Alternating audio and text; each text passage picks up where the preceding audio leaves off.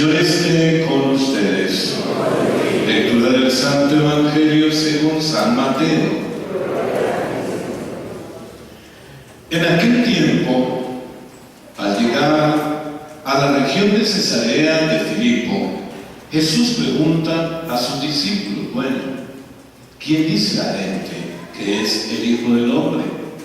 Ellos entonces le contestaron: pues unos están diciendo que tú eres Juan el Bautista, otros hablan de ti como Elías, otros dicen que tú eres Jeremías o uno de los profetas. Y Jesús entonces les preguntó: bueno, ¿y vosotros? ¿Quién decís que soy yo? Simón Pedro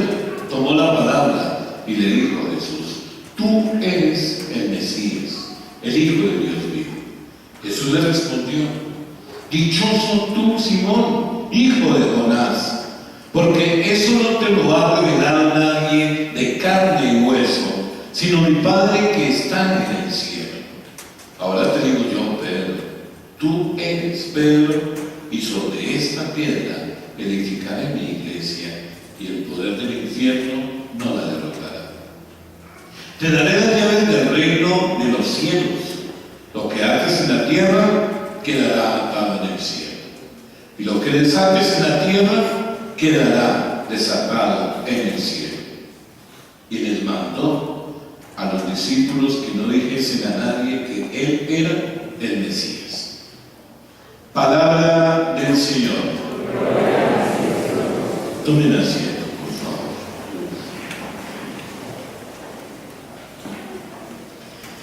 Es bien especial, mis queridos hermanos, que nosotros nunca tratamos el hilo conductor de este encuentro, que es un encuentro que es post-pascual y siempre tendrá esta connotación, porque al fin y al cabo hoy celebramos nosotros siempre la resurrección. Y hay algo siempre especial, es que el Señor sabe muy bien que está con personas, con seres humanos que necesitan fortalecerse para entender hasta dónde ha llegado Dios a querernos llamar sus hijos, que ha sido capaz de acercarse en su propio Hijo para que nosotros en verdad tengamos vida. Y es por ello que Él entiende que hay muchas cosas que de pronto, como lo decimos en nuestro argot, nos quedan un poco grandes, captarlas así nomás, y es por eso que necesitamos encuentros continuos con Él para fortalecer la vida de cada uno. Porque es que de esa fortaleza interior, de ese criterio, de esta comunión, depende que allá afuera nosotros seamos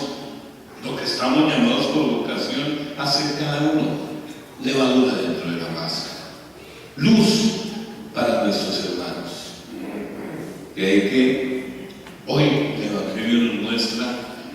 este hermoso trozo que constituye, como en los demás sinópticos, una escena bien capital, por decirlo así, porque de Jesús plantea abiertamente la cuestión de su identidad. Muestra a los discípulos su destino y los invita a un seguimiento radical. Y de ahí que la primera parte presenta a Jesús como mensajero del reino de Dios, y su actividad es la que hace cercana, próxima e inminente la llegada del reino. Por eso, durante el tiempo de su actividad pública, Él tuvo lugar,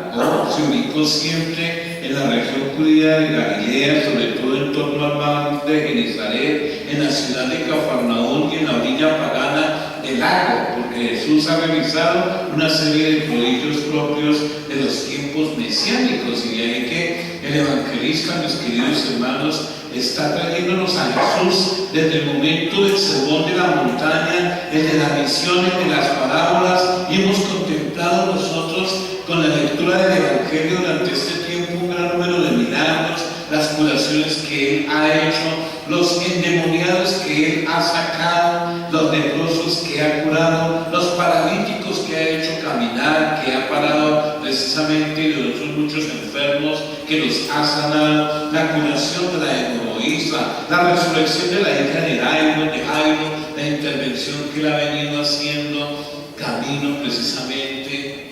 a fortalecer a sus discípulos, que hasta hace poco calmaba el viento impetuoso, calmaba la mar en medio de esa situación, y es el hombre reparto entre las multitudes hambrientas del pan partido, tanto en la zona judía como en la zona pagana. Son muchos los aspectos que él ha querido siempre resaltar para que todos, en especial sus discípulos, entiendan que el reino está llegando, que el reino está presente. Todas ellas son manifestaciones extraordinarias, sin lugar a dudas, de esa grandeza de Jesús, poderoso en obras y palabras. Por eso, quienes presenciaron estas actuaciones y quienes lo conoceremos siempre mediante el relato del Evangelio, podríamos llegar a preguntarnos qué clase de hombre es este y de dónde viene su fuerza y su poder.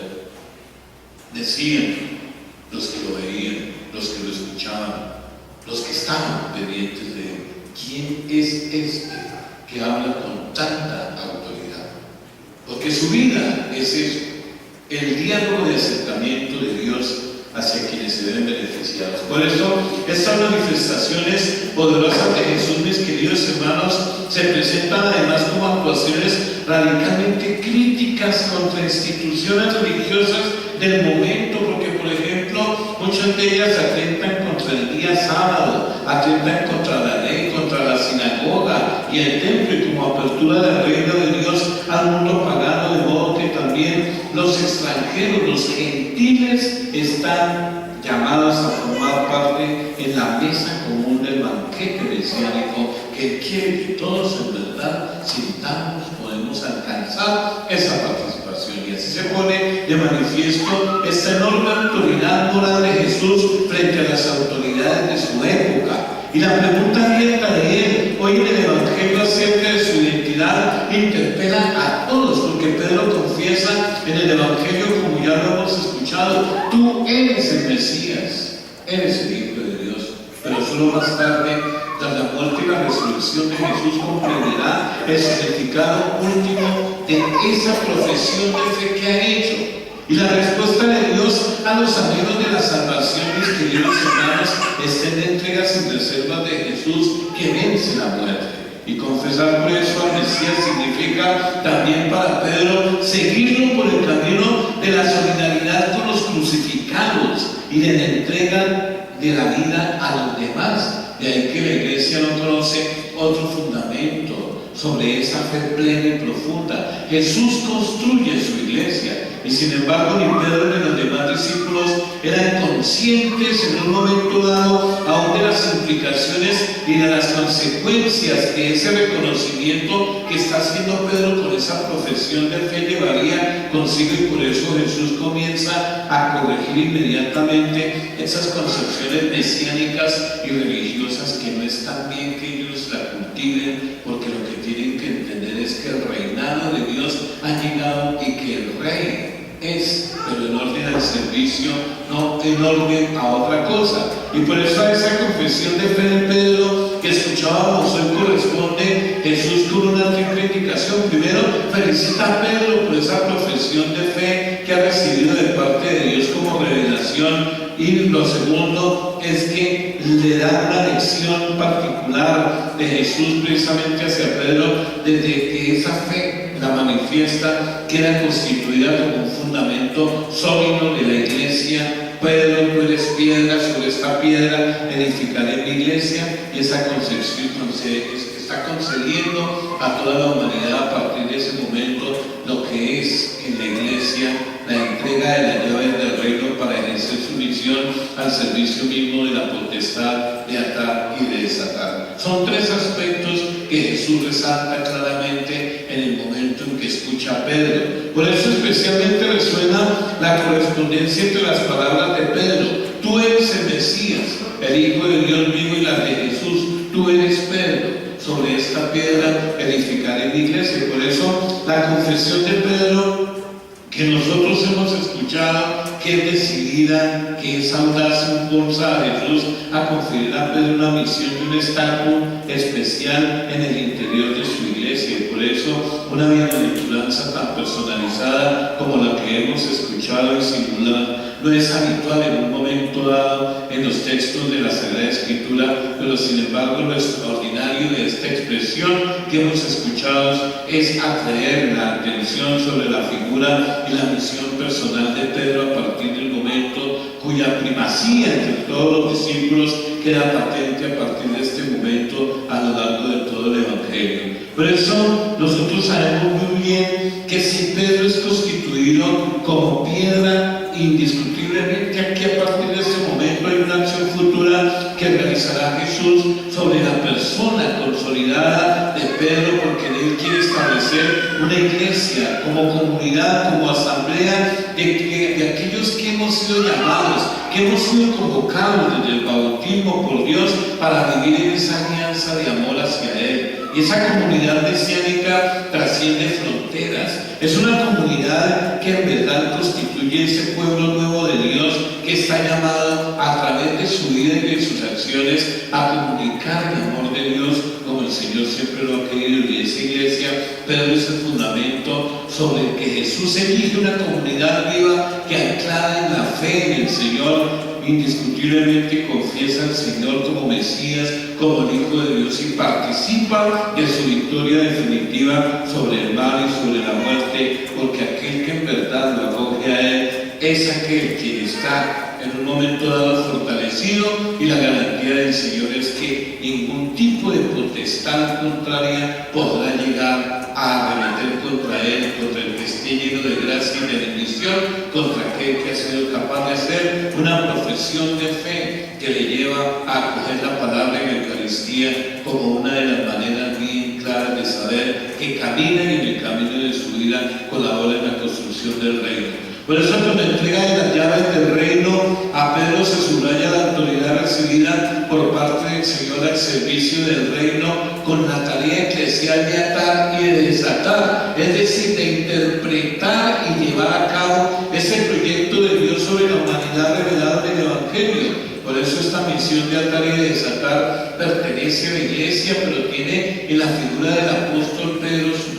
esa primacía. Y ahí que ojalá que nosotros miremos que aquel que ata es aquel que en verdad consolida. Y lo que queda atado acá queda consolidado en el cielo. Lo que hagamos nosotros acá como iglesia, aquí lo que construyamos, aquí lo que logremos en orden a la conversión de los demás, en orden precisamente a lo que el Señor nos pide, quedará garantizado en el cielo como algo que el Señor acoge también en orden al cumplimiento de esta tarea. Por eso, mis queridos hermanos, inmediatamente después de esta escena, a lo largo de la segunda parte del Evangelio, se desvelará de qué modo Jesús entiende su mesianismo, y por eso el primer anuncio de su muerte como destino ineludible de su actuación no cabe en las expectativas de Pedro. Y es por eso que el Señor tendrá que corregirlo a él, porque es duro para él tener que asumir la cruz, es duro para Pedro tener que entender que el Mesías, a quien él ha reconocido como Hijo de Dios, va a tener que dar la vida por los demás. Pero más tarde Pedro lo entenderá, porque él tendrá también que vivir esta experiencia de dar la vida por su maestro al morir mártir también en Roma. Por eso ellos, los discípulos, nosotros, al reconocer el Mesías, al reconocer a Cristo en la Eucaristía, al reconocerlo al hablarnos en la palabra, reconocerlo presente en nuestros hermanos en lugar de veras, que estamos también percibiendo las exigencias de un mesianismo que nos tiene que llevar también a nosotros a la renuncia personal, a la cruz. Porque el que aspira a formar parte del reino, el que aspira a tener parte en él, tiene que pasar por la cruz. La cruz consiste en dejar todo aquello que nos esté impidiendo un desarrollo y crecimiento espiritual, en dejar todo aquello que nos esté a nosotros conduciendo a olvidarnos de la justicia entre nosotros, de la caridad, de todo aquello que debe formar parte del estilo de vida que el Señor espera que nosotros manejemos como sus testigos. Por eso estamos invitados con los discípulos, todos nosotros,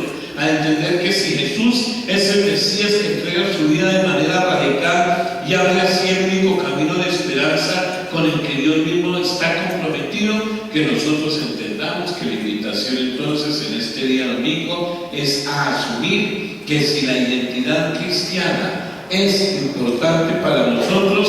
llegar a entenderla implica implica asumir la tarea de la construcción de un ambiente familiar, laboral, comunitario, donde valores y principios sean manifiestos y donde nosotros mismos estemos dispuestos a entender que si estamos viviendo en un mundo invadido por situaciones muchas veces idolátricas, situaciones bien complicadas, tenemos que confesar a Jesús como el Hijo de Dios, el único Salvador de nosotros, y aquí lo tenemos que hacer, y estamos seguros que Él vive en nosotros por medio del Espíritu Santo y que al recibirlo camina a nuestro lado para que todos podamos llevar a feliz término esta misión que hemos recibido en el bautismo, y asimismo esto nos dé posibilidades de tener parte en la gloria que Él ofrece a quien en verdad lo acoge como el enviado de Dios. Continuemos nuestra celebración en este domingo haciendo nuestra profesión de fe.